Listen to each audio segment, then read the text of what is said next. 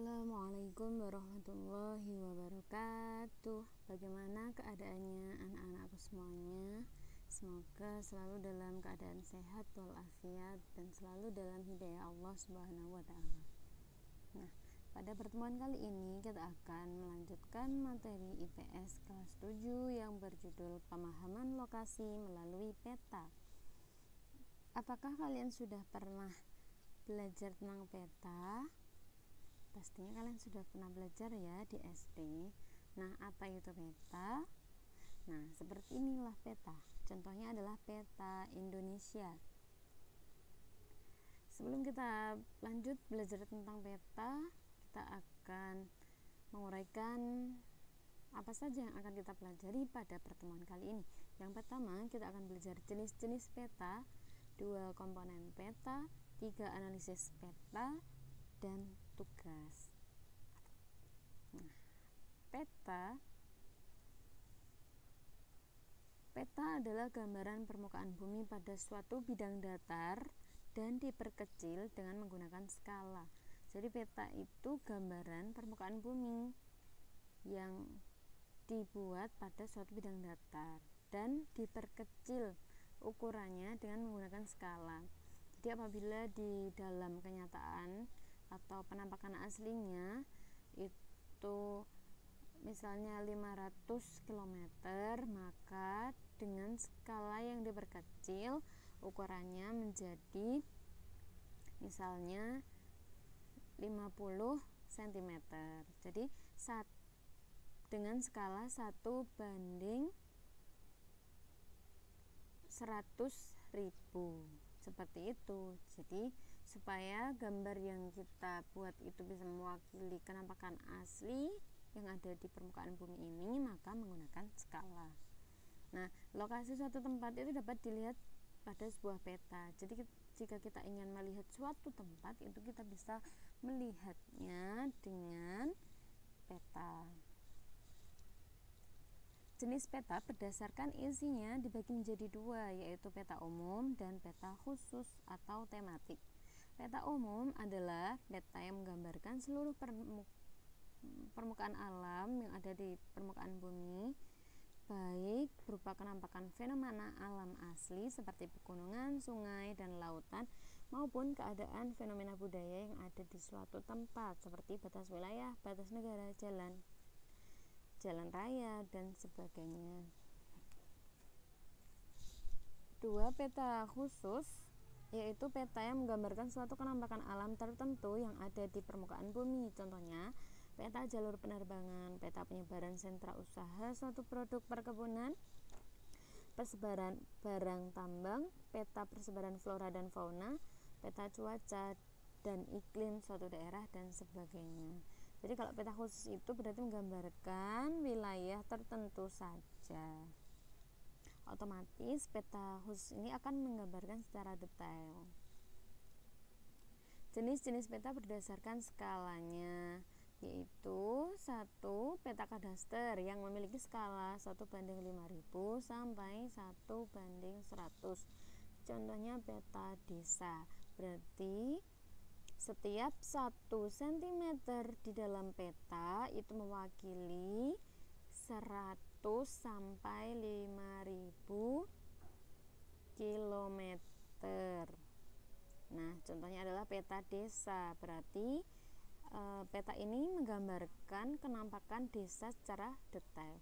2. Peta skala besar yang memiliki skala 1:250.000 sampai 1:5.000. Contohnya peta kecamatan. 3. Peta skala menengah yang memiliki skala 1:500.000 sampai 1:250.000. Contohnya peta kabupaten. 4. Peta skala kecil yang memiliki skala 1:1.000.000 sampai 1:500.000. Contohnya peta provinsi. 5. Peta skala geografis itu lebih dari 1:1.000.000. Contohnya peta negara, peta dunia. Jenis-jenis peta berdasarkan bentuknya. Yang pertama, peta datar, yaitu peta yang dibuat pada bidang datar, bisa berupa kertas, kain, kanvas, papan, dan sebagainya. 2. Peta timbul. Peta timbul merupakan jenis peta yang dibuat secara 3 dimensi sehingga terlihat mirip dengan bentuk permukaan bumi yang sebenarnya. Karena itulah permukaan timbul seperti gunung dan dataran tinggi terlihat menonjol. Begitu pula pada kedalaman laut akan tampak perbedaannya. Nah, kalau peta timbul ini memang lebih mirip dengan kenampakan bumi yang sebenarnya karena seperti kenampakan alam seperti gunung dan dataran tinggi itu dibuat menonjol, dan kedalaman laut dan laut, sungai itu dibuat hampir mirip seperti bentuk aslinya. Yang 3, peta digital. Peta digital merupakan jenis peta yang dibuat menggunakan bantuan komputer secara digital. Contohnya di Google Maps. Jadi sekarang lebih praktis apabila kita ingin ke suatu tempat, kita bisa melihat peta dengan mudah. Tidak usah membawa buku, atlas, globe, dan lain-lain. Kemudian komponen peta. Peta sendiri itu ada beberapa komponen. Yang pertama, judul peta. Judul peta adalah keterangan yang menunjukkan isi suatu peta. Contohnya, peta persebaran hutan di Indonesia. Maka isi dari peta tersebut adalah tentang sebaran hutan yang ada di Indonesia, berupa luas laut, luas hutan, jenis pohon, dan lain-lain. Contohnya seperti ini, peta dunia.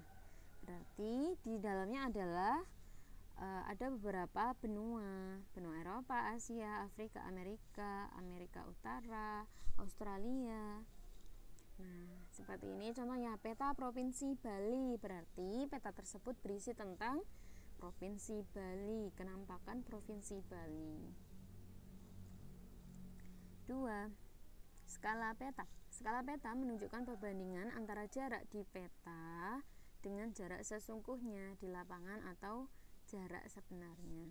Jika skala pada sebuah peta adalah 1:1.000.000, memiliki arti objek yang jaraknya 1 cm di peta berbanding atau sama dengan 1.000.000 cm atau 1 km di lapangan.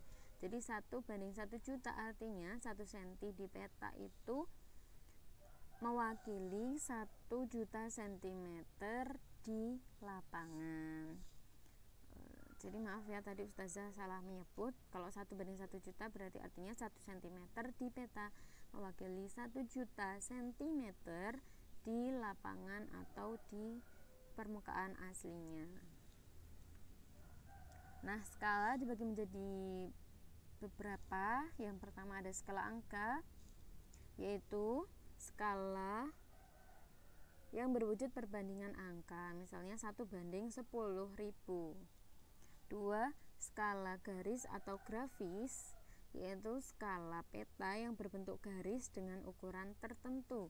Skala grafis biasanya ada dalam kolom legenda. Contohnya seperti ini. Skala grafis. Setiap 1 cm di peta itu mewakili 5 km.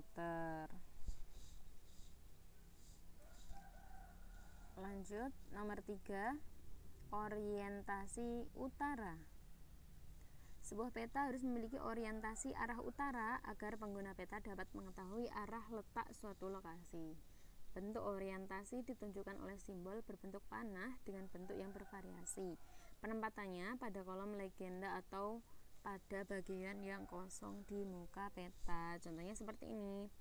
Orientasi minimal diberikan arah anak panah dan diberi tanda U sebagai simbol utara. Ya, supaya kita lebih mudah utara yang mana. Nah, bisa kita tahu, oh utara di sana, berarti selatan di panah bawahnya, seperti itu, supaya kita tahu arah. Jadi kalau kita belajar peta, kita juga harus tahu tentang arah utara, selatan, barat, timur minimal itu. Jadi kalau kita belajar tentang peta, kita harus melek dengan arah. Yang keempat, legenda. Legenda di sini bukan legenda dalam bahasa Indonesia ya. Legenda di sini adalah keterangan semua objek yang ada atau muncul pada muka peta. Pada legenda inilah seorang pembaca peta akan mengetahui tentang objek yang ada pada wilayah yang dipetakan. Jadi legenda ini adalah keterangan tentang semua penampakan yang ada di peta ini. Misalnya garis lurus itu menunjukkan, itu artinya jalan utama. Garis lurus warna biru itu artinya jalan alternatif. Garis lurus warna merah muda itu artinya jalan biasa. Kemudian lingkaran itu menunjukkan kecamatan. Kemudian tanda seru itu kondisi jalan buruk dan lain-lain. Jadi legenda ini keterangan tentang semua penampakan yang ada di peta. Kemudian nomor 5, simbol peta. Simbol peta adalah tanda khusus pada peta yang mewakili objek yang dipetakan. Tujuannya adalah untuk memudahkan pengguna peta dalam memahami isi peta. Jadi simbol itu tanda khusus yang mewakili objek. Berdasarkan bentuknya, simbol peta dapat dibedakan menjadi 5. Yang pertama, simbol titik. Simbol titik pada peta dapat beragam bentuknya. Simbol titik dapat berupa lingkaran, bujur sangkar, segitiga, dan lain-lain. 2. Simbol garis. Simbol garis dapat digambar dalam beragam bentuk dan ukuran ketebalan. Ketebalan garis dapat diatur sesuai dengan kaidah perpetaan. Nah, simbol titik contohnya seperti ini. Titik contohnya persegi warna merah itu ibu kota negara. Lingkaran dengan titik merah itu ibu kota provinsi. Lingkaran dengan titik hitam itu artinya ibu kota kabupaten atau kota. Lingkaran putih itu artinya kecamatan atau kota, dan seterusnya. Itu masuk ke dalam kategori simbol titik. Kemudian simbol garis seperti ini, misalnya sungai digambarkan seperti garis yang bercabang. Kemudian jalan raya itu 2 garis seperti itu, 2 garis. 1 garis itu jalan desa, jalan lain desa atau jalan alternatif, dan garis putus-putus itu batas negara dan lain-lain. Nah, bentuknya garis, maka disebut simbol garis. 3. Simbol warna. Simbol warna digunakan pada peta dengan aturan tertentu. Karena ada aturan perpetaan, maka tidak sembarangan warna dapat digunakan untuk objek-objek tertentu. Warna perairan, sungai, danau, dan laut diberi warna biru, jalan diberi warna merah, dan lain-lain. Jadi seperti ini ya. Kalau ketinggian daratan 0-100 warnanya hijau. Semakin tinggi daratan maka warnanya akan semakin coklat. Kemudian laut diberi warna biru. Semakin dalam laut maka warnanya semakin tebal, biru tebal. Simbol 4. Simbol area. Objek yang digambar pada peta biasanya berupa ilustrasi dari objek yang ada di lapangan. Simbol area digunakan untuk menggambarkan penampakan geografis. Misalnya, area berupa sawah digambarkan dalam bentuk poligon tertutup yang di dalamnya terdapat simbol tanaman padi. Contohnya seperti ini. Danau berupa gambar mirip lingkaran, tidak beraturan, dan berwarna biru. Rawa itu seperti gambar mendung dan ada titik-titiknya. Sawah ada seperti simbol tanaman padi dan seperti itu contohnya ya. Sebenarnya masih ada satu lagi yang simbol huruf, tapi tidak ustazah masukkan karena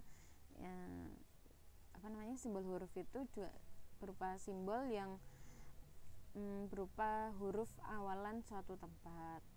Misalnya kota itu K, terus laut itu L, tapi itu jarang digunakan. 6. Garis koordinat atau astronomis. Garis astronomis adalah garis pada peta yang menunjukkan koordinat garis lintang dan garis bujur. Nah, garis lintang itu apa? Garis khayal yang horizontal secara horizontal sejajar dengan garis khatulistiwa. Sedangkan garis bujur adalah garis khayal yang vertikal memanjang dari utara ke selatan. Jadi di dalam peta itu ada dua garis koordinat, yaitu garis lintang dan garis bujur. Kalau garis lintang itu garis khayal yang horizontal. Horizontal itu dari kiri ke kanan atau garis yang tidur. Sedangkan garis bujur adalah garis yang vertikal memanjang dari utara ke selatan. Contohnya seperti ini. Garis lintang itu adalah yang horizontal sejajar dengan garis khatulistiwa. Garis khatulistiwa adalah garis yang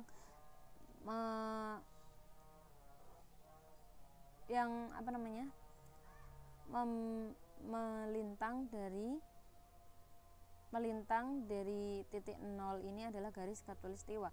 Sedangkan garis lintang adalah garis ini yang sejajar dengan garis khatulistiwa. Kemudian garis bujur adalah yang vertikal, garis khayal yang vertikal yang memanjang dari utara ke selatan. Ini adalah garis bujur. Oke, bisa dipahami ya anak-anakku ya. 7. Inset. Inset yaitu peta kecil yang disisipkan pada peta utama. Inset ini biasanya digunakan untuk menunjukkan suatu objek peta yang ada pada peta utama dengan perbesaran peta, atau bisa juga untuk menunjukkan peta utama dari daerah yang luas. Contohnya inset peta Indonesia dilihat dari peta benua Asia. Contohnya seperti ini. Jadi kita melihat Pulau Jawa. Kemudian Pulau Jawa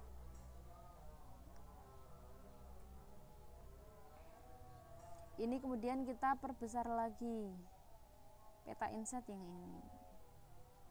Daerah ini lebih diperbesar lagi. Jadi peta inset itu tujuannya untuk melihat peta tersebut secara lebih detail lagi sesuai dengan daerah yang kita inginkan. Selanjutnya, sumber dan tahun pembuatan peta. Sumber peta adalah lembaga yang membuat dan mengeluarkan peta. Di Indonesia, lembaga pembuat peta diantaranya Badan Koordinasi Survei dan Pemetaan Nasional, Bakosurtanal. Sedangkan tahun pembuatan adalah waktu dibuatnya peta sebagai acuan pemakaian peta masih layak atau tidak. Karena biasanya batas pemakaian sebuah peta tidak lebih dari 10 tahun. Jika lebih dari 10 tahun, biasanya objek yang digambarkan pada peta sudah mengalami perubahan. Jadi peta itu kan gambaran permukaan bumi, padahal permukaan bumi itu mengalami perubahan, entah itu karena gejala alam maupun karena perubahan akibat ulah manusia. Jadi akuratnya sebuah peta itu hanya berlaku 10 tahun saja. Contohnya sumber 1. Peta RWI lembar 1408 sampai 343, skalanya 1:25.000. 2. Sumbernya BPS, Badan Pusat Statistik Surakarta, dalam angka tahun 2009. Disusun oleh Doni Purnomo, ini seorang mahasiswa ya, pendidikan geografi, FKIP UNS. Contohnya seperti ini. Sumber dan tahun pembuatan tahun 2009. Oke, sekarang kita akan menganalisis komponen peta seperti ini.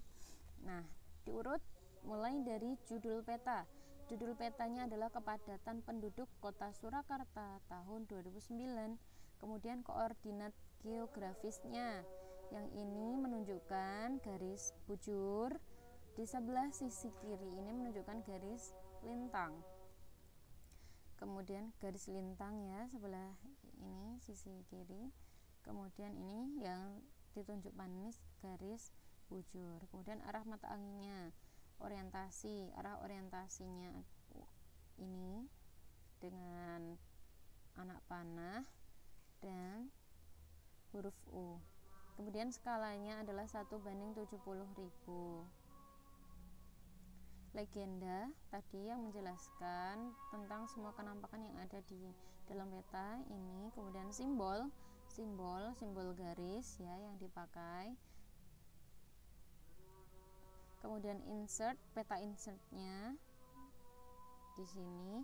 Kemudian garis tepi peta ini supaya lebih rapi dalam pembuatannya. Kemudian ini ada sumber dan tahun pembuatan peta. Ada yang kurang tidak? Sudah ada semua ya, contohnya seperti ini. Nah, sekarang saatnya tugas untuk anak-anakku semuanya. Ya, tugasnya ada 3. Yang pertama, apakah pengertian peta tematik? 2. Jelaskan jenis-jenis peta berdasarkan skalanya. 3. Apakah yang dimaksud dengan garis lintang? Nah, silahkan dikerjakan dengan cara klik link di deskripsi YouTube, karena nanti menggunakan Google Form. Kalian tinggal klik saja linknya di deskripsi YouTube channel SMP Budut Surakarta.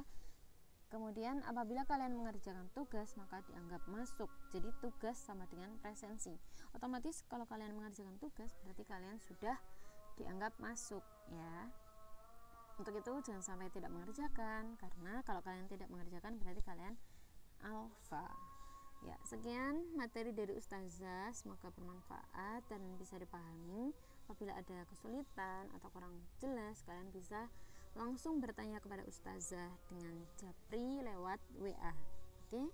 Alhamdulillahi jazakumullahu khairan. Assalamualaikum warahmatullahi wabarakatuh.